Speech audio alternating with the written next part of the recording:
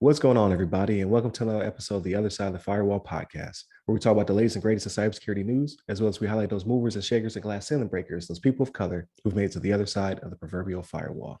My name is Ryan Williams, and as always, I'm joined by Shannon What's up? What's up? and LeVon Maynard. Welcome to the show. What is going on? So this should be Tuesday's episode, so definitely tune in for Mondays. I know we took a 1-week hiatus, so definitely continue, tune back in, please. Monday, we talk about the NVIDIA situation and how they've apparently had their source code leaked, and then some hackback shenanigans, so definitely tune in for that one. Wednesday, we will have a discussion on the private sector and their involvement in the Ukraine and Russia conflict, so that's going to be a good discussion. And then Friday, everything else, right? So the Batman, TV shows, all the above. So definitely tune in for that. But without further ado, I give it to Shannon. All right. So the article we got today is from CNN.com by Geneva Sands, and the title of it is "Senate Passes Major Cybersecurity Legislation to Force Reporting of Cyber Attacks and Ransomware." We've kind of touched on this a little bit in the past, right?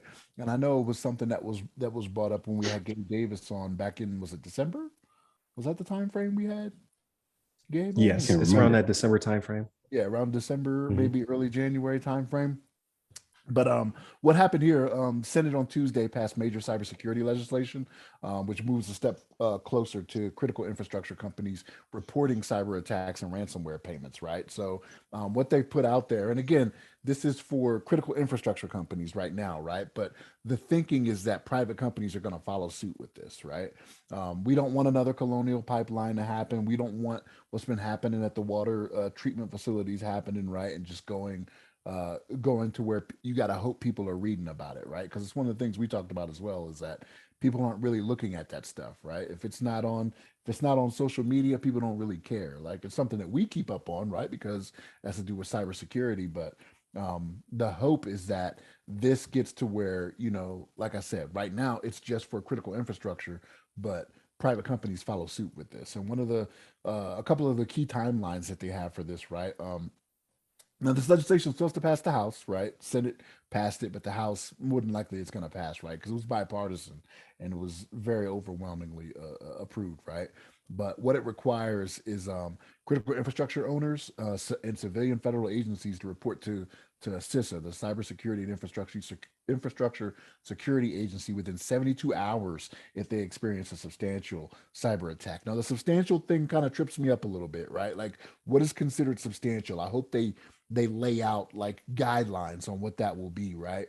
Like, not leave it up to the determination of whomever to say, nah, I don't think that was substantial enough or whatever, right? Like, hopefully that's laid out for them, right? And then the other timeline they have here is reporting of ransomware payments being requested from the companies. They have to report that to the federal government within 24 hours. So this is a good direction to go, right? Like, I know people like to always talk about, government overreach and things of that nature. And I get it, right? I understand it.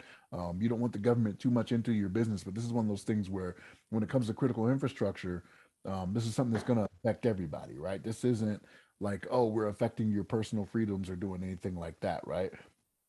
We're taking a risk-based approach to handling some of the things that are becoming very prevalent nowadays, right? If we're being honest, you know what I'm saying? Cybersecurity is I know not a lot of people like it, right? They think it's a hindrance, but it's something that's very necessary in this day and age with everything that's going on. You know what I'm saying? But LeVon, what's your thoughts on this?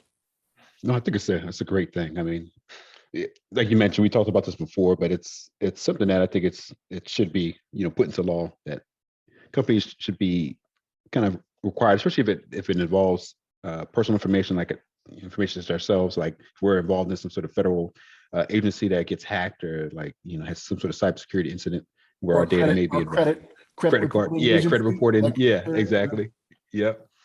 This kind of information should definitely be that kind of situation should definitely be reported, and moves of the chain have to be reported to CISA, and necessary steps should be taken, obviously, to report it and to like find the root cause and people that are affected. And I think even like the like I mentioned, the root cause, but like if they are able to identify how the hackers got into their systems and like the steps that were taken. They should be, that information should be reported and be shared amongst, the industry, amongst the different agencies that would be, curious to know in case that same situation happens to them, and they can help solidify their systems to make sure that they are don't become a victim as well. So I think it's a great thing. I mean, it's going to be focused more like on the federal side, but potentially maybe down the line they have something for like the private sector as well to kind of like help that, because I mean I know private is like where most people are like more engaged, but obviously we have a lot of important things to deal with on the federal side with all the government agencies and things like that. But I think it's a great thing overall, and hopefully it goes through. I'm sure it will pass through the next step. I guess you said it's passed the House and now it's the Senate. The Senate. No, the Senate passed it. It's going Senate to passed the it. House Now it's going to the House. Okay. Yep. Yes, over the House. I think the House will probably pass it. And it's there's no controversial, like it's not a big controversy with the what they're asking for. So it seems like it'd be a no-brainer. But I like to see it. I hope they keep it going strong. And like you mentioned with the whole what they call substantial hacking, I'm curious about that as well. They have to like define that for sure, because it can be like, only half of our accounts got hacked, and like that's not substantial. That's has to be more than half, more than 50%. But what do you think about this one, Ryan? Yeah, I definitely think it's a pro, right? Like we're definitely making strides through the federal government to make cyber the focus. I would assume that CISA would set that metric. Like I definitely want to get Gabe Davis back on from CISA because of not only this article but the cyber board or cyber risk board. I also want to talk to him about that to get his take on it. But I would assume that they would make the matrix or whatever they're going to push out there. It's like, okay, now you have to tell CISA within this amount of time, these thresholds, and then CISA would be like, here's our guideline. Like here are the, how significant impact your company has or whatever would be my assumption.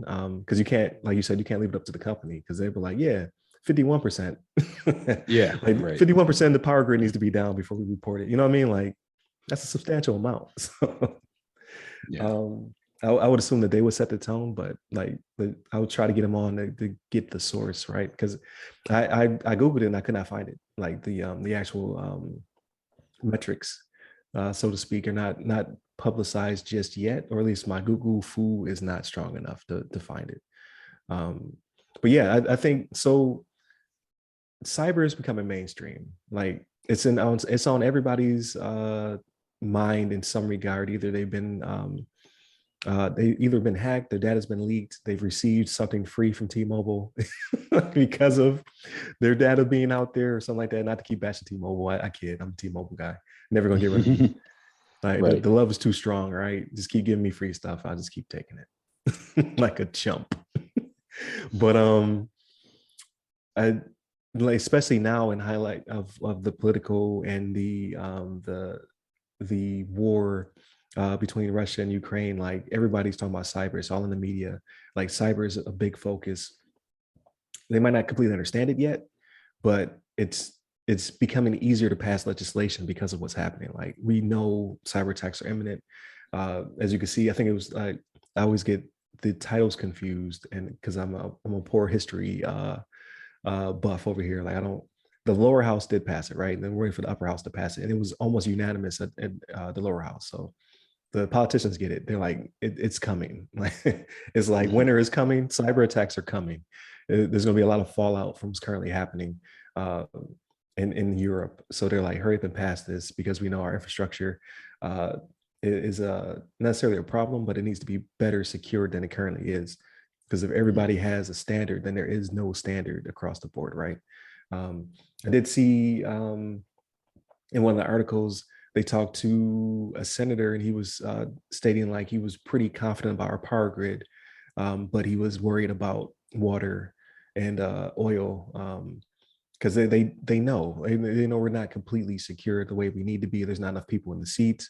The companies, that's not to say they're not taking it seriously, but it's a major investment on their part, right? So what's going to come first, the board and their profits, or another member of our security team, probably the board and profits. So they know they need to pass this legislation in order to keep everybody in check, so to speak, before the wave comes, which it is coming. So not to be a fear monger, but it's just the way of the world, right? Like you see companies or not only your hacktivists or your ransomware guys, ransomware gangs, but nation states, they roll in with a cyber attack to soften you up before they roll in with tanks and bombs. It's just the way, this is the future. So cyber is in demand. Cyber defense is something we definitely need to put at the forefront. And now we see legislation's coming in. So I'm very happy about it. I see no cons coming from passing more legislation with tighter timelines. Yeah, I found it interesting that 72 hours if you are breached, but 24 hours if you're the victim of ransomware. So those timelines are pretty tight. I like it. Like, let's just keep it moving. Yeah. So, and in the article, this was, I didn't address it, but there was one of the people in the article is quoted as thinking the companies are going to push back on that tight timeline because they're going to say they're too busy to, do reporting or whatever. I don't imagine the federal government is going to make it a long, drawn out process. I know it's kind of an oxymoron, right? That the government doesn't do things that are right. There'll be some red tape, but not for reporting. But it won't be for like there will be a matter of you, sending a message or picking up a phone or whatever and just getting it out there, right? It should. You can take that 10 minutes it may take to report. You know what I'm saying? So I know that was one of the things that was a worry in the article. So like, I hope they don't extend the timeline. I hope they don't say, okay, we'll go from 72 to 96 or anything like that. Like, keep it 72. Hell, I wouldn't be mad if you said 48. You know what I mean? Yeah. I think that's plenty of time. Well, I'm not a corporation owner, right? But you can put somebody on the payroll, because we talk about all the time. They're like, well, we need more people here, we need people there. Like, you can, like, literally that could be a help desk function. Like, hey, not to belittle the help desk, but they're already making the phone calls, opening tickets and whatnot. They can shoot an email or pick up the phone and call a hotline and report what's going on. If you want to make it somebody higher up in the totem pole, that's on you.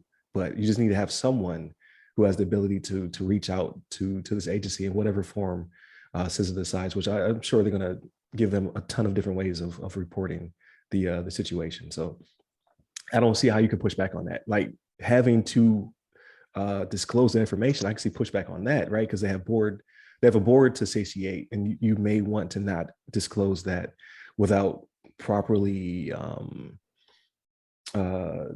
sugarcoating it, right? Like some kind of public message, like, oh, they hacked 51% of our grid, but the other 48% is great.